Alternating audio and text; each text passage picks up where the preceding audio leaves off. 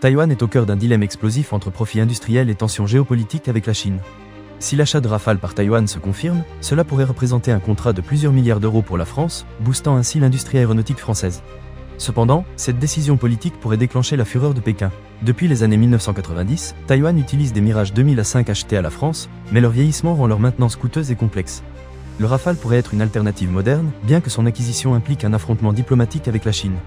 La vente d'un Rafale à Taïwan serait un geste fort pour l'île, mais également une déclaration politique pour la France.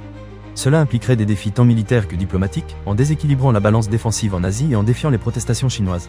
Si Paris décide d'autoriser l'exportation des Rafales, des représailles économiques ou politiques de la part de la Chine sont à craindre, telles que des sanctions, des pressions sur les entreprises françaises en Chine ou des campagnes de désinformation contre l'avion de chasse. Malgré la compétitivité technologique du Rafale, le défi logistique est immense. La construction, la livraison, la formation des pilotes et la maintenance reposent sur une chaîne robuste, avec un temps de retour sur investissement potentiellement long et un risque de voir le contrat capoter au dernier moment.